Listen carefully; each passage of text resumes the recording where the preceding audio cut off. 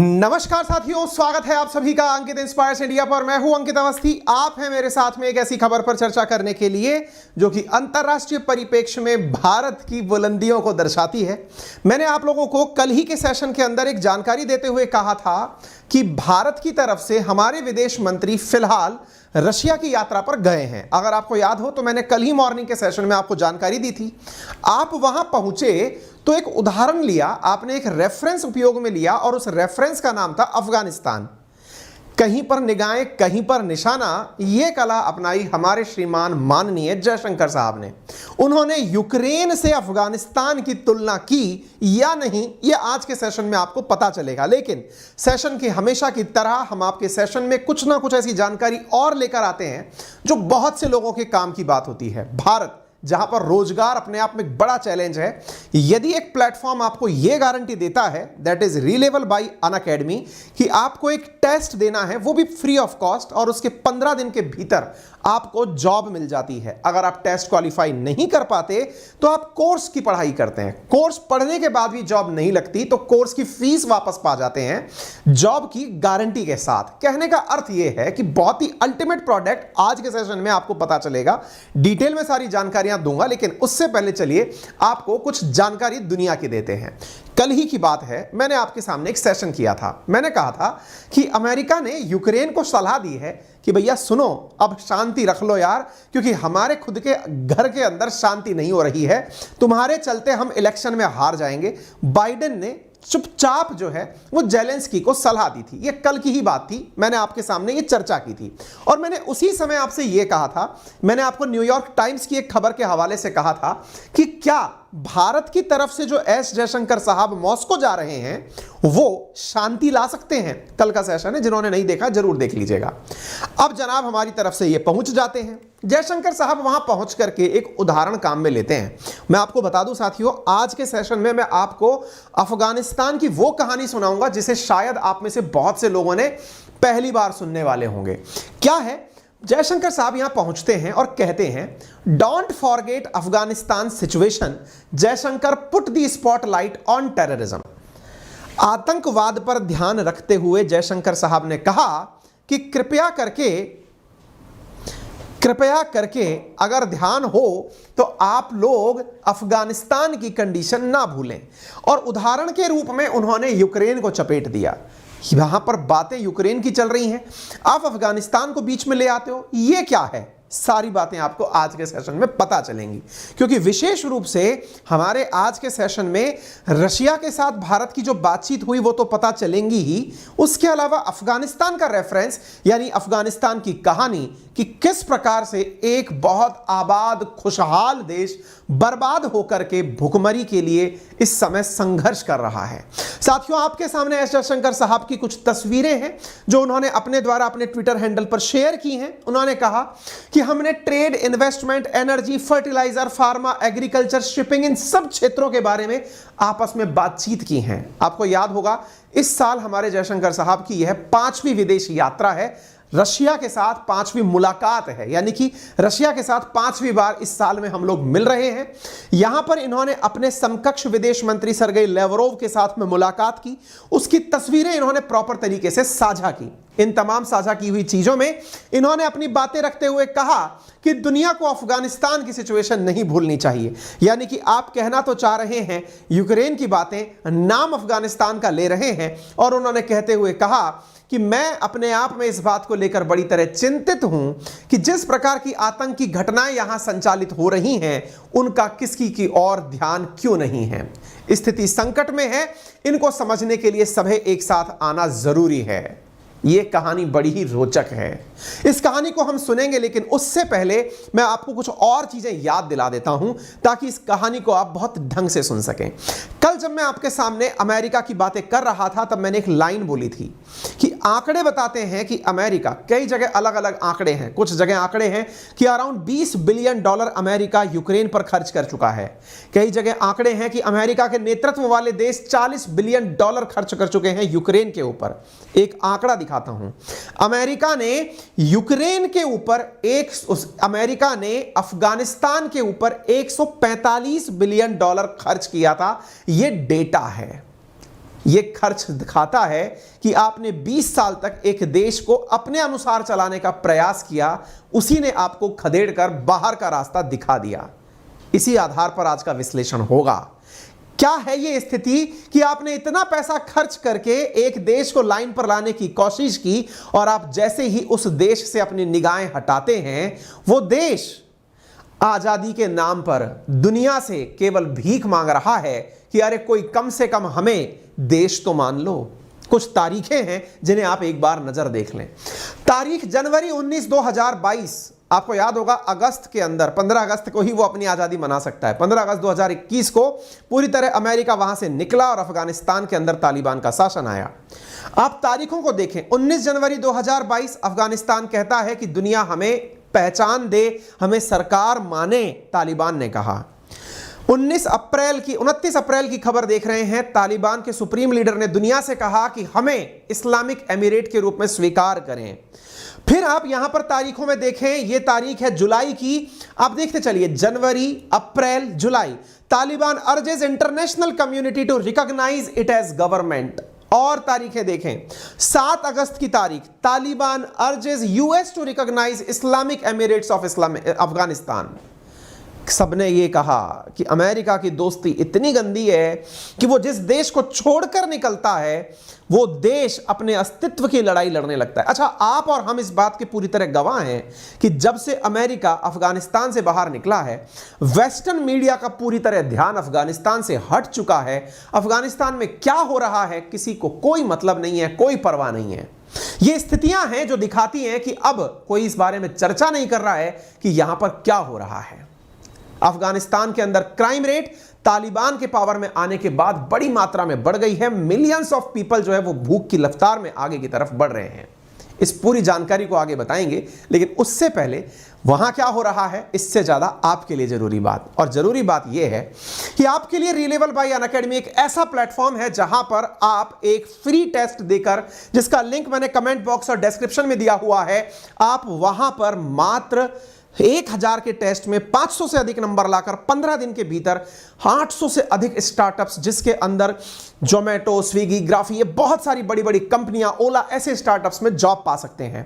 यदि आपने 500 से ऊपर नंबर नहीं प्राप्त किए तो आपके लिए कंपनी ऑफर करती है बहुत सारे कोर्सेज। उन कोर्सेज में आपको बहुत सारी टेक्निकल चीजें सिखाई जाती हैं, जिसमें बेसिक से लेकर के यानी MS वर्ड, MS ऑफिस से लेकर के स्किल लर्निंग की जो भी जरूरी चीजें हैं वो आपको सिखाई जाती हैं। यानी कि फ्रंट डेस्क पे काम क्या होता है, फुल स्टैक का काम कैसे होता है, फ्रंट एंड डेवलपमेंट कैसे होता है, डेटा साइंस कैसे काम करती है, जो आज के स्टार्टअप्स को बहुत ज्यादा जरूरी है। और अगर अल्टीमेटली आप इन कोर्सेज को करने के बावजूद भी कोर्स लेने के 14 दिन के बाद अगर आपको यह लगता है कि यह मेरे लिए नहीं था, तो आप 14 दिन के भीतर अपना फीस फुल रिफंड कर सकते हैं।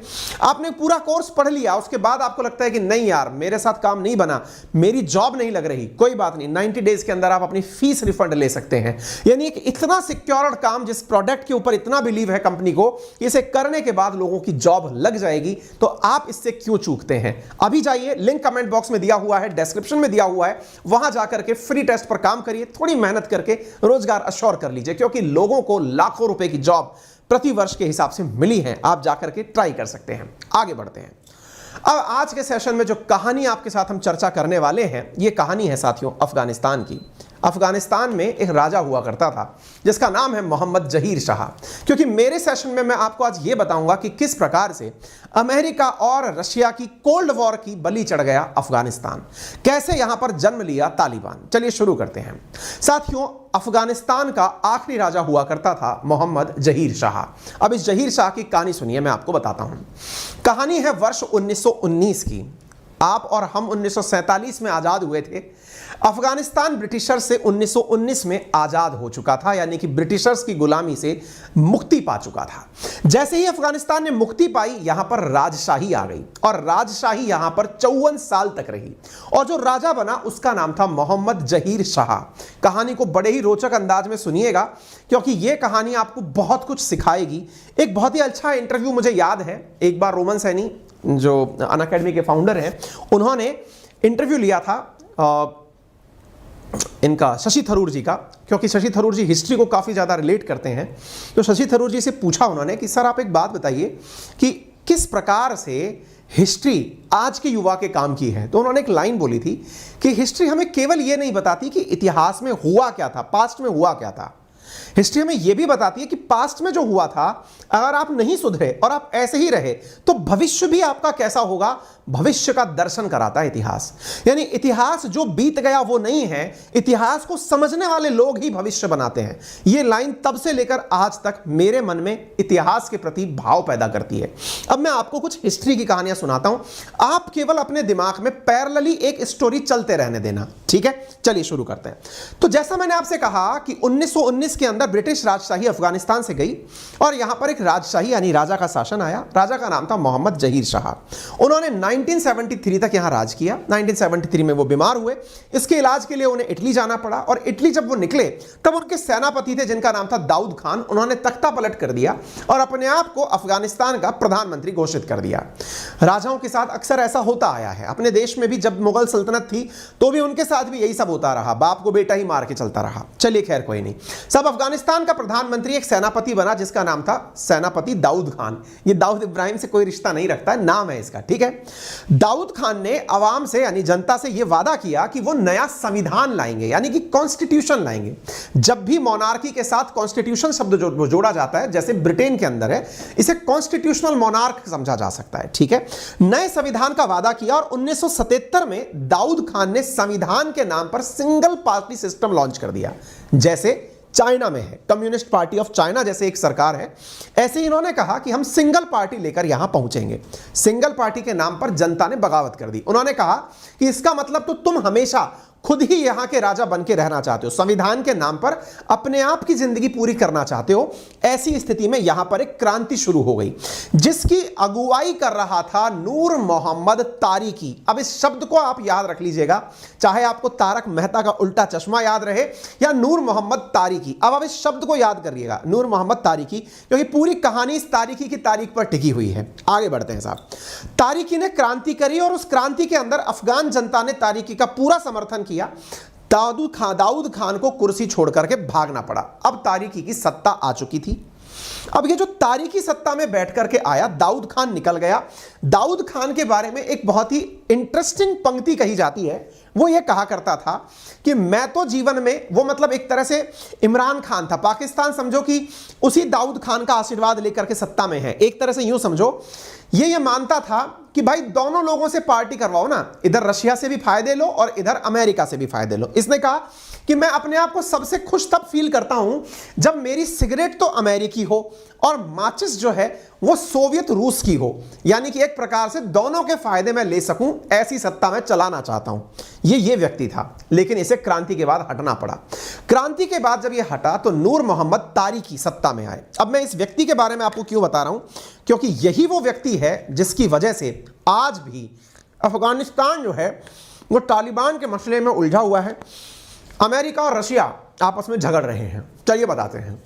अब साहब नूर मोहम्मद तारिकी यहां आता है। नूर मोहम्मद तारिकी यूएसएसआर से काफी ज्यादा प्रेरित था।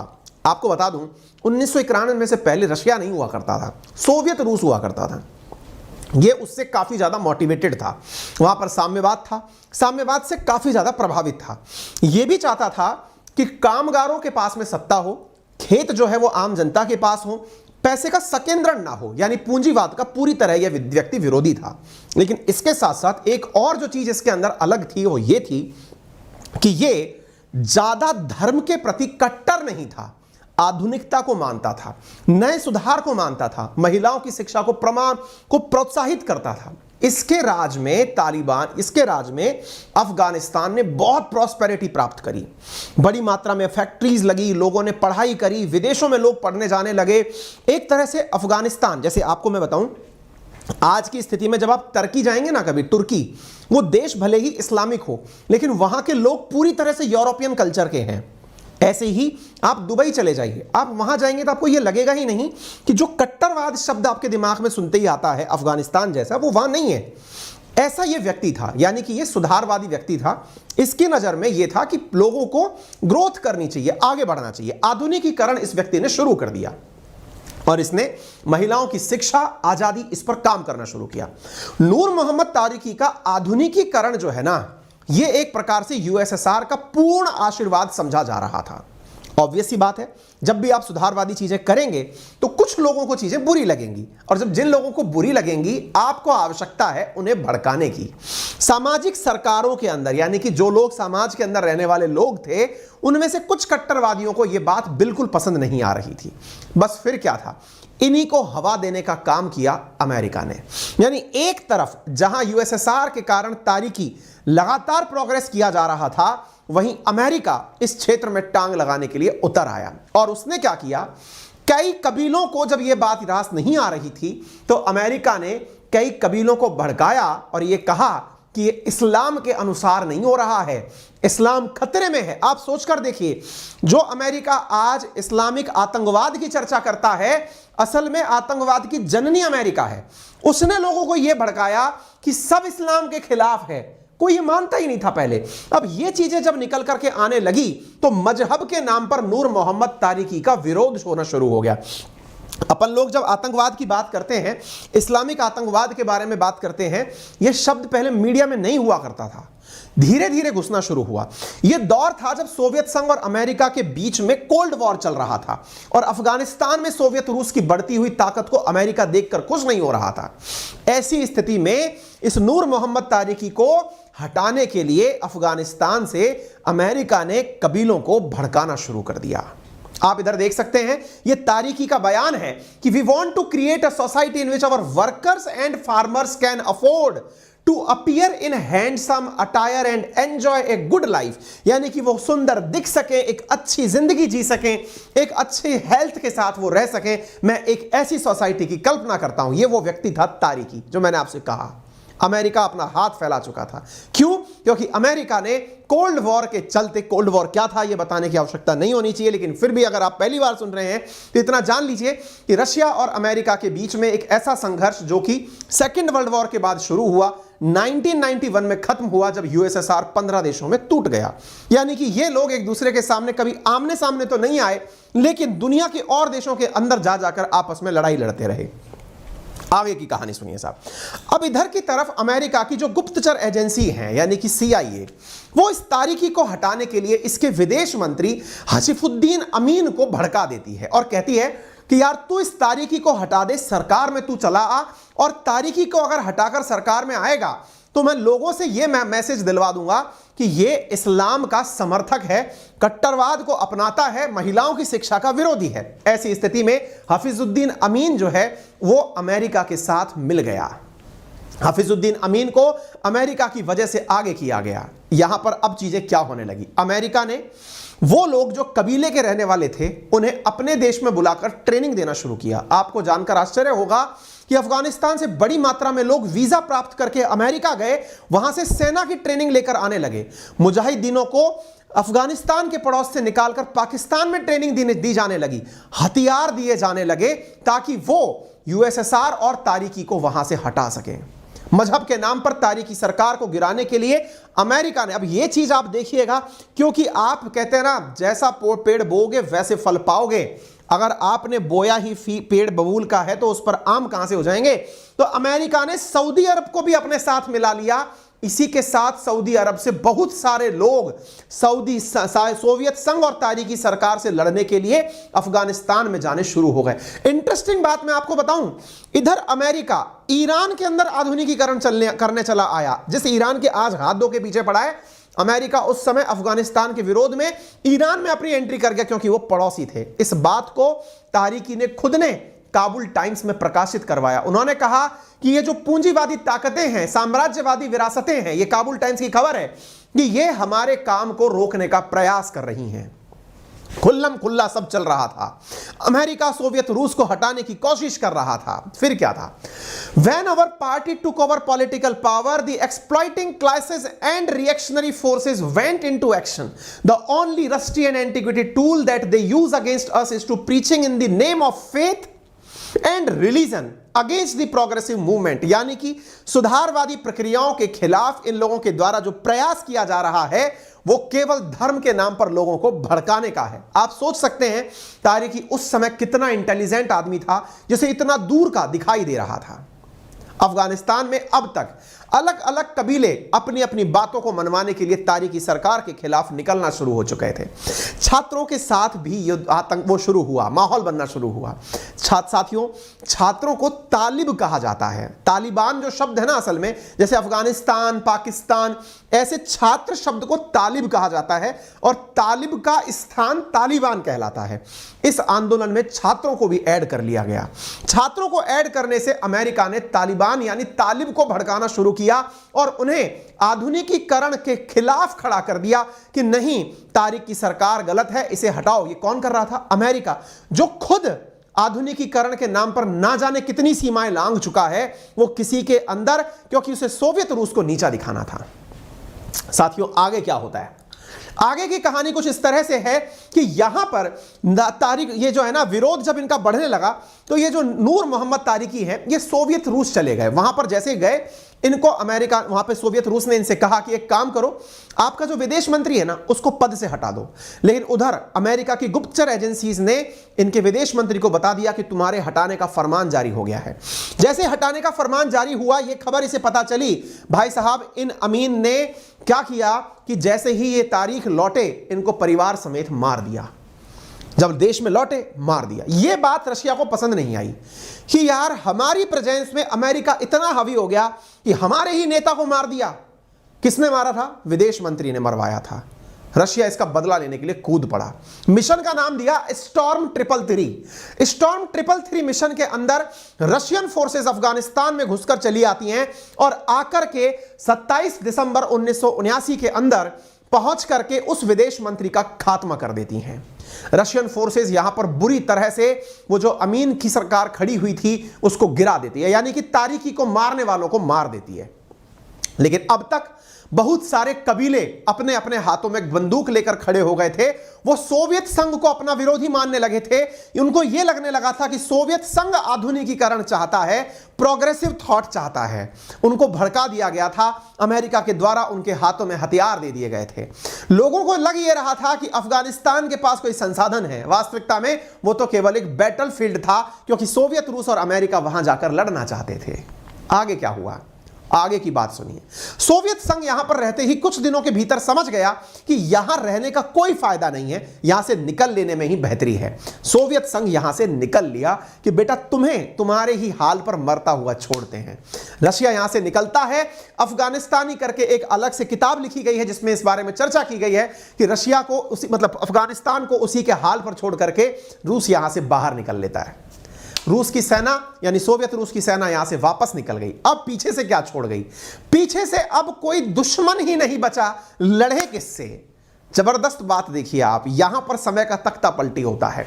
सोवियत रूस तो निकल लिया अफगानिस्तान से और 1979 के अंदर उन्हें उन्हीं के हाल पर छोड़ गया कि एक काम करो बेटा, तुम अब यहीं पर सड़ो और मरो। एक तरह से यह समझिए कि रूसी सेना की वापसी के साथ ही मुजाहिदीन आपस में भिड़ने लग गए, क्योंकि उन्हें अब कोई दुश्मन नहीं मिला। देखिए, एक बहुत ही समझदार व्यक्ति ने कहा कि इंडिया जब आजाद नहीं हुआ था तब देश में केवल एक पार्टी हुआ करती थी, कांग्रेस उसका नाम था। नेशनल पार्टी के रूप में उसी ने ही स्वतंत्रता संग्राम का नेतृत्व किया था, क्योंकि उन्हें अपोजिशन में अंग्रेज नजर आते थे। लेकिन जैसे ही अंग्रेज गए, हम आपस में लड़ने लग गए। यानी हमें तो दुश्मन चाहिए, हो चाहे वो अपना या बाहर का। इनके साथ भी कुछ ऐसा ही हो रहा था। इन्हें दुश्मन चाहिए था, लेकिन इनके हाथ में बंदूकें थी। हमारे स्वतंत्रता संग्राम में बंदूकें नहीं उठाई। गांधी जी ने कम से कम यह लेसन अच्छा पढ़ाया था अहिंसा के नाम पर। इनके यहां पर बंदूकें निकल आई, लोग आपस में एक दूसरे को मारने लगे। ऑब्वियस सी बात है, क्लास में केवल एक ही कोई गुंडा हो सकता है, और उस गुंडे का नाम था एक आंख वाला मोहम्मद उमर। ये जो व्यक्ति आप यहां पर तस्वीरों में देख रहे हैं, यही वो व्यक्ति था जो यहां पर बाहर निकलकर आया, क्योंकि यही मुल्ला उमर के नाम से जाना गया। इस व्यक्ति ने उन सारे की सारे संगठनों पर अपना कब्जा स्थापित कर लिया, यानी सारे गुंडों के ऊपर यह बनकर चला आया। यही वो व्यक्ति है जिसने तालिब नहीं, छात्रों के नाम पर तालिबान की स्थापना करी। यानी यह व्यक्ति तालिबान का संस्थापक माना जाता है। अब आप रूट कॉज पता लगा सकते हैं, स्थापना के पीछे किसका हाथ था। यही वो मुल्ला उमर है जिसने 1998 में पहली बार अफगानिस्तान की सत्ता की चाबी तालिबान को सौंपी। अफगानिस्तान में ओसामा बिन लादेन का सबसे वफादार साथी यही था। यही वो व्यक्ति था जिसके ऊपर अमेरिका ने $1 करोड़ का इनाम रखा था। अमेरिका इसे मार नहीं पाया। 2013 में इसकी मौत हुई थी। आप इससे अंदाजा लगा सकते हैं किस प्रकार से अमेरिका ने एक जिन्न पैदा किया। उसी जिन्न के लड़ाके जब उन्हें कोई टारगेट नहीं मिला तो फिर यही प्रॉक्सी वार रशिया ने इनके अंदर छेड़ा। यही लोग निकल करके अमेरिका में बम गोले बरसाने लगे। अमेरिका इन्हीं को खत्म करने आया और खत्म कर करके खुद ही की लड़ाई में खुद ही फंस कर रह गया। भाई जनाब, मैंने ये पूरी कहानी आपको क्यों सुनाई? क्योंकि एस जयशंकर साहब ने एक बहुत ही खूबसूरत बात बोली है। हम लोग ज्ञानी हुए हैं ना, परम ज्ञानी हुए हैं। मोदी जी की एक कही हुई पंक्ति है जो जयशंकर साहब ने यहां जाकर फिर बोली है। क्या कहा है? This is not an era of war. ये लड़ाई का समय नहीं है। ये वो पंक्ति है जो बार बार बोली जा रही है। मैक्रोन यूनाइटेड नेशन के अंदर खड़े होकर बोलते हैं कि मोदी जी ने ये लाइन बहुत सही बोली है, ये युद्ध का काल नहीं है। कारण? क्योंकि जो युद्ध में हारेगा वो प्रॉक्सी वार शुरू करेगा, वो ऐसी लड़ाई शुरू करेगा कि वो कभी खत्म ही नहीं होगी। और जब इशारे ही इशारों में कहा जयशंकर साहब ने कि हमें अफगानिस्तान को देखकर कुछ सीखना चाहिए, यूक्रेन को इस समय यह समझना चाहिए कि तुम्हारे अंदर ऐसा कुछ नहीं है जिसकी वजह से अमेरिका तुम्हारा साथ दे रहा हो। तुम्हारे साथ में ऐसा कोई G7 की पावर तुम्हारे अंदर नहीं है, ना ही तुम्हारे पास ऐसे कोई रिसोर्सेज हैं जिनके लिए अमेरिका लड़ रहा हो। उसे तो केवल रूस को नीचा दिखाना है। तुम कौन हो यार? तुम्हारे नाम पर तो ये दो लोग लड़ रहे हैं। और अगर तुम नहीं समझ पाओगे इस चीज को तो समय तुम्हें यह बात समझाएगा। बहुत खतरनाक बात कही है भाई साहब। उन्होंने अपने द्वारा ये बात के अंदर ये बात मेंशन करी कि समझो ये समय ऐसा नहीं है। आप जयशंकर साहब की बात को सुन सकते हैं। अब जयशंकर साहब ने यहां बैठ करके एक प्रकार से ना केवल यूक्रेन को नसीहत दे डाली बल्कि अमेरिका को भी समझा दिया कि सुनो, तुम्हारी नीतियां है ना, हमें बहुत अच्छे से पता हैं। तुम्हारे लिए केवल एक बैटलफील्ड है। तुम्हारे यहां की जो डिफेंस फोर्सेस हैं या डिफेंस की कंपनी है, उनको माल बेचने के लिए जो जगह चाहिए उसके लिए बैटल ग्राउंड तुम ढूंढते रहते हो। अफगानिस्तान नहीं तो तुम्हारे लिए यूक्रेन सही। अब यूक्रेन का चैप्टर खत्म करोगे तो तालिबान नामक चैप्टर आ जाएगा। तुम्हारे लिए कोई ना कोई चैप्टर जरूर है, हम समझते हैं। लेकिन इंडिया अपने हितों को सबसे ऊपर रखता है। इसी कारण से इंडिया ने एक चीज यहां पर बात ही बातों में रशिया को भी बता दी कि सर जी सुनो, एक समय था जब हमारे बीच व्यापार बहुत सीमित हुआ करता था। आज स्थिति यह है कि हम आपसे व्यापार में बहुत आगे निकल गए हैं। इतना व्यापार कर गए हैं कि रूस बन गया है भारत का नंबर 1 तेल आपूर्तिकर्ता। जयशंकर साहब ने विदेश मंत्री को समझाया कि सर जी, आपके साथ हम जो अगले 5 साल में व्यापार करने वाले थे वो इसी साल कर लिए। $40 बिलियन का व्यापार हो जाएगा आपके साथ हमारा इस साल। हमने 3 महीने में आपसे $18 बिलियन का व्यापार किया है। ये खुशी की बात नहीं है, थोड़ा गम भी छिपा है इसमें। गम क्या है? हमारे इस व्यापार में सारा पैसा हमने आपको दिया है, आपने हमें कुछ नहीं दिया। बोले आपको तेल दिया ना सस्ते दामों पे। अरे सर, तेल तो हम जिसके ऊपर प्रेशर क्रिएट कर देंगे वो देगा, पैसा किसको बुरा लगता है? व्यापार दो पक्षीय होना चाहिए। इंडिया ने अपने द्वारा यहां पर कहा कि $18 बिलियन के व्यापार में $17,000 बिलियन हमने दिए, आपने मात्र व्यापार में $992 मिलियन हमसे लिए। यानी कि व्यापार के अंदर घाटा हमारा हुआ है। आपको हम बता दें कि जब दोनों देशों के बीच व्यापार होता है तो हम रूस से इन दिनों मंगा रहे हैं क्रूड पेट्रोलियम, जो कि नंबर 1 हमारे लिए एक्सपोर्टर कंट्री हो गया है वो। इसके अलावा कोयला, हीरा, पेट्रोलियम, इसके अलावा फर्टिलाइजर, ये हम रूस से मंगाते हैं। इंडिया उसको क्या भेजता है? इंडिया भेजता है उसको दवाएं, ब्रॉडकास्टिंग इक्विपमेंट, चाय, गाड़ियों के पार्ट्स, कॉफी, ये सब चीजें भेजता है। इंडिया ने कहा व्यापार के अंदर मुनाफा साहब दोनों का होना चाहिए। और जब दोनों का मुनाफा होना चाहिए तो भले ही हम आपके ऑयल के नंबर 1 इंपोर्टर बन गए हों, लेकिन हमारा भी ख्याल रखिए। अमेरिका ने इसी बीच में हमसे आनंद ले लिए और कहा कि अमेरिका इंडिया से कहता है, माना कि तुम्हारे रिश्ते पुराने हैं, लेकिन यार जरा ये भी समझ लो कि रशिया रिलायबल नहीं है। क्यों नहीं है साहब? आधार क्या है आपके पास में?